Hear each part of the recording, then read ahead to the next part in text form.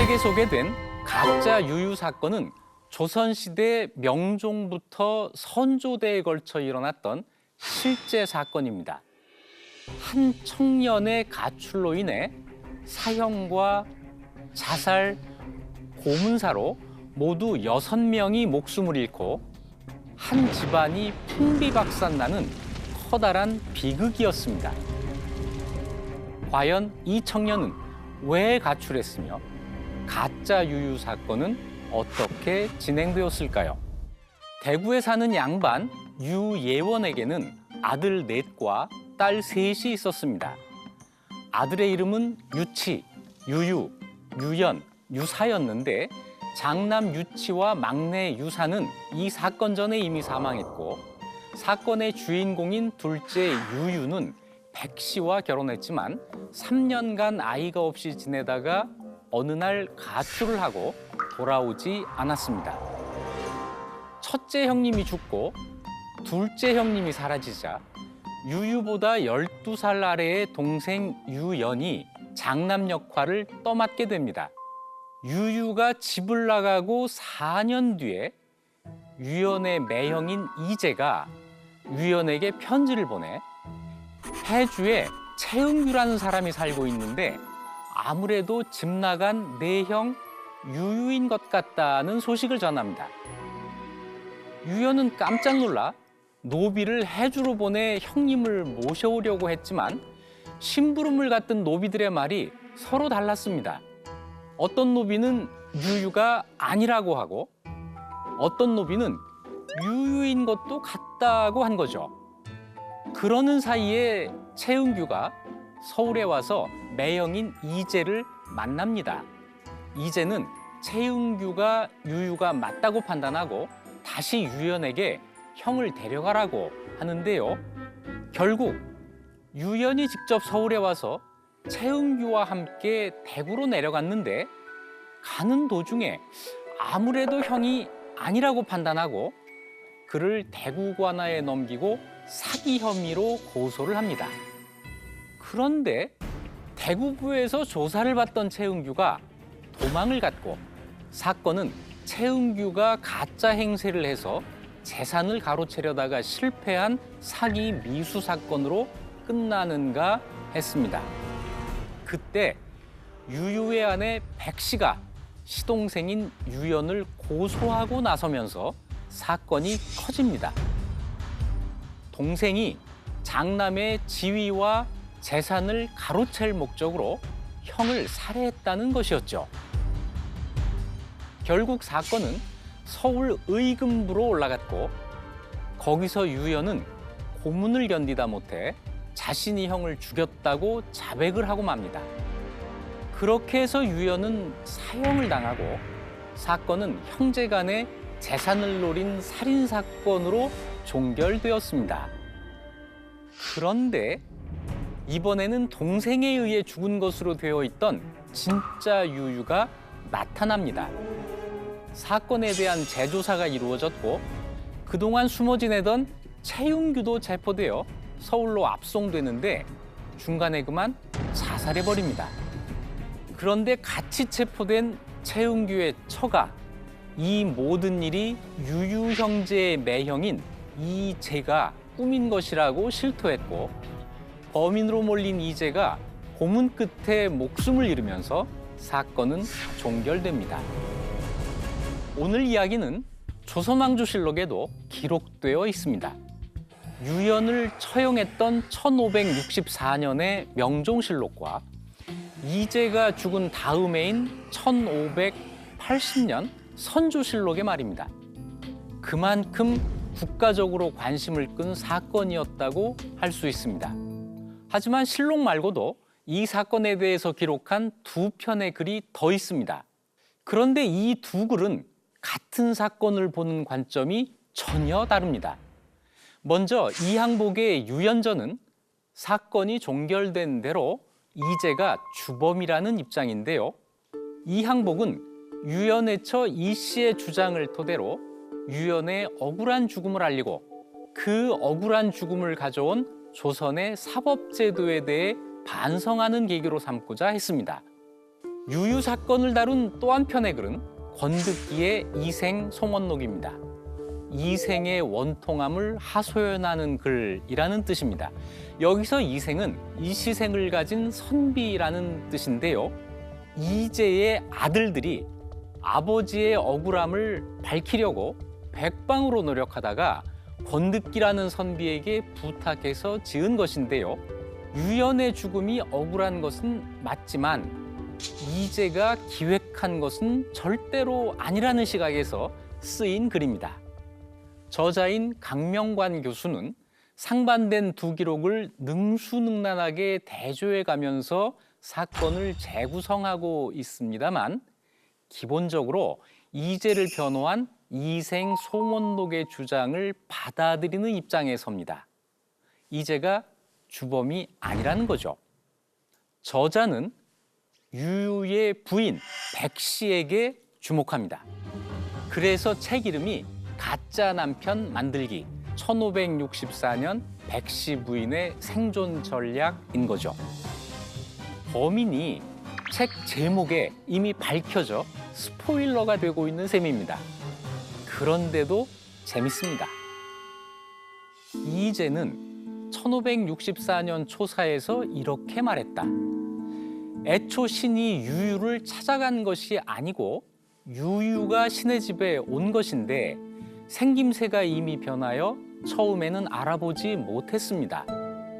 앉아서 오랫동안 이야기를 하는데 한 집안의 일을 물어보면 메아리처럼 답하는 것이 마치 부절을 맞춘 듯 하였습니다. 언어와 행동 거지가 과연 유유인 것을 의심할 바가 없었습니다. 여러 자료에 따르면 유유는 본래 여자같이 곱게 생겼고 목소리도 가는 편이었는데 몇 년 후에 자신이 유유라고 밝힌 채은규는 수염도 무성하고 얼굴도 크고 심지어는 키도 더 컸다고 합니다. 외모가 전혀 달랐던 것이죠. 이 사건의 흐름에서 중요한 것 중 하나가 33살의 성인이 실종된 지 4년 만에 가짜가 나타나 진짜 행세를 했는데 매형과 친동생조차 이 가짜를 알아보지 못했다는 것입니다. 이 대목이 이 사건의 큰 허점이기도 하지만 사정을 알게 되면 어느 정도 납득이 되기도 합니다. 자신이 진짜 유유라고 말하는 채은규는 유씨 집안의 일들을 속속들이 알고 있었거든요. 죽은 형의 노비 건이에게 너는 건이가 아니냐? 형수님은 안녕하시냐? 형님의 발인 때 상여가 뒤집힌 일이 있었지? 라고 하거나 노비 허이손에게 내가 처가의 계집종 옥대와 정분이 있었지? 라고 말하거나 또 친구 서시응이 벽을 사이에 두고 내가 누군지 알겠나? 하자 내 친구 서아무개가 아닌가? 지장사에서 주역을 읽다가 눈을 가지고 시를 지은 일을 어찌 있겠는가? 이런 이야기를 한 겁니다. 어떤가요? 과거의 일들을 이 정도 속속들이 기억하고 있는 사람을 단번에 가짜라고 말할 수 있었을까요? 채은규는 대체 누구이기에 유유의 주변인들 사정을 그리도 잘 알고 있었을까요? 송계말록은 채은규의 신원에 대해 이렇게 말하고 있다. 채은규라는 사람이 있었는데 경사년의 관속이었다. 일찍이 유유의 여종에게 장가들었으므로 그 집안일을 엿보아 속속들이 알고 있었다. 채은규도 역시 집을 나가 우연히 다른 지방에서 유유를 만나 침식을 함께 했기에 유유의 마음을 일일이 기억하여 털끝만한 일도 모르는 것이 없었다.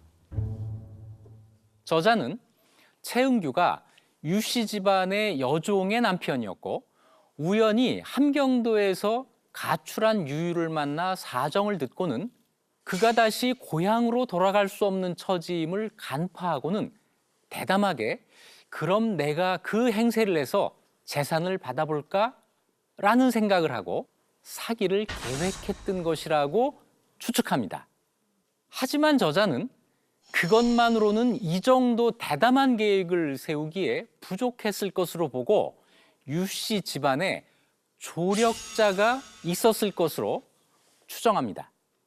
이 문제는 잠시 뒤로 미루고 이 사건의 또 다른 주연, 유유의 동생인 유연에게 눈길을 돌려보겠습니다. 매형 이재의 권유로 서울에 와서 형을 만난 유연. 그는 이 사람이 자기 형인지 좀처럼 판단할 수가 없었고 갈팡질팡합니다.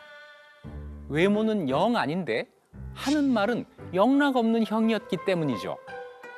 결국 형 또는 형이라고 주장하는 사람과 함께 대구로 내려갑니다.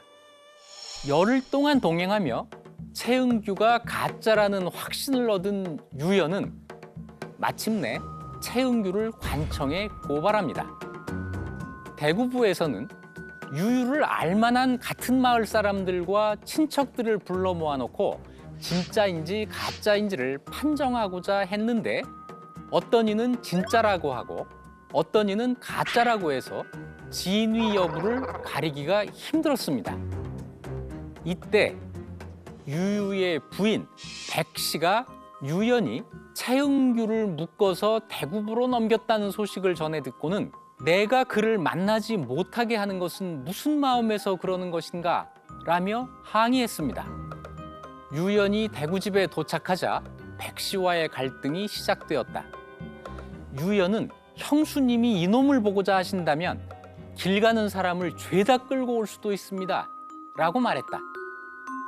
최은규가 가짜라는 것을 절대 확신한다는 것이었다. 이에 백 씨는 어찌 차마 이런 말을 하시는 겁니까?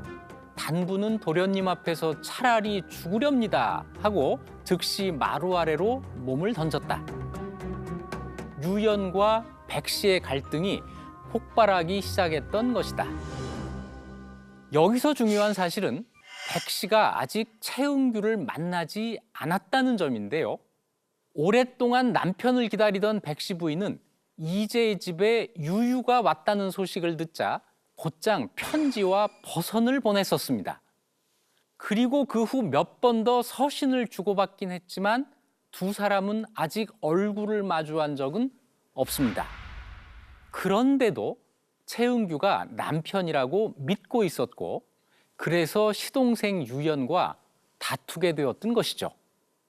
하지만 유연의 입장에서도 형수가 수상하고 서운한 건 마찬가지였습니다. 백 씨 부인은 최은규와 편지를 주고받은 적이 있습니다. 이 편지의 내용과 특히 필체는 최은규가 진짜 유유인지 아닌지를 밝히는 중요한 증거가 될 수 있잖아요. 하지만 백 씨 부인은 시동생 유연에게 형의 편지를 잃어버렸다면서 보여주지 않았습니다. 게다가 더 기막힌 일이 일어납니다. 대구부에서 조사받던 최은규가 자신이 유유라고 주장하면서 누구도 반박할 수 없는 결정적인 증거를 내놓았기 때문입니다. 다음은 최은규의 말이다. 만약 내 말이 진실이 아니라면 마땅히 은밀한 일을 증거로 대겠다. 혼인날 밤 아내에게 월사가 있어 바늘 밖으로 피가 배어 나왔고 또 왼쪽 다리 깊은 곳에 콩알만한 검은 점이 있다. 이 두 가지가 실로 분명한 증거가 될 것이다. 백 씨에게 물어보라. 첫날 밤의 일은 오직 부부만이 알 수 있는 이야기였습니다. 최은규가 유유와 백 씨 사이에 첫날 밤 있었던 일을 증거로 제출했고 그것을 백 씨가 확인해 준 것은 분명한 사실입니다. 국가의 공식 기록인 명종실록에도 백 씨에게 물어보았더니 유유의 말과 꼭 맞았다라는 똑같은 내용이 실려 있거든요. 그렇다면 최은규는 백 씨 부인과 유유의 첫날 밤일을 어떻게 알았을까요? 함경도에서 만난 유유가 최은규에게 이런 이야기까지 했을까요? 가능성은 단 한 가지다. 최은규가 첫날 밤 이야기를 자신 있게 증거로 제출했던 것은, 그리고 백 씨가 그 증거가 진실이라고 확인해 주었던 것은 두 사람 사이에 공모가 있었음을 의미하는 것이다. 앞에서 잠시 미뤄두었던 조력자가 여기서 등장하는 것이죠. 저자는 해주에서 온 최은규와 대구에만 머물렀던 백 씨 부인이 처음부터 내통했다고 보기는 어렵다고 말합니다. 그렇다면 두 사람은 언제 공모했을까요? 최은규가 대구로 내려오기 전 유 씨 집안에서 최은규의 진위 여부를 가리기 위해 사람을 보내는 동안 백 씨와 최은규가 서신을 3차례 교환한 적이 있는데 아마도 이때가 아닌가 싶습니다.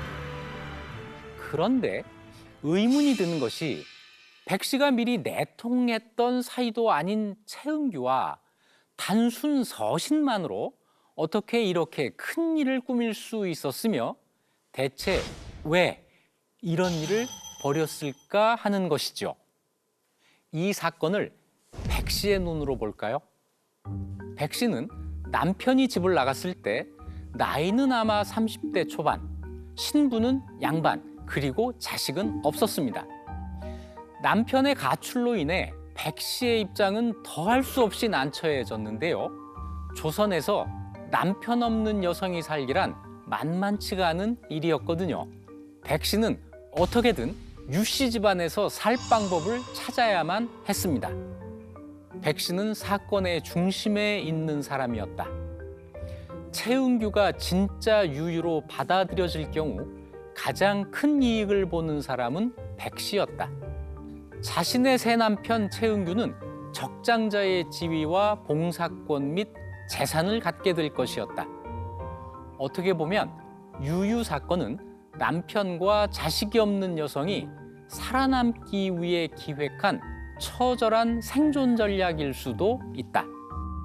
백 씨가 곤경에 처해 있던 차에 유유를 자처하며 남편 행세를 하는 사람이 아들까지 데리고 나타나자 그가 가짜든 진짜든 상관없이 무조건 유유로 만들기로 결심했을 가능성이 큽니다.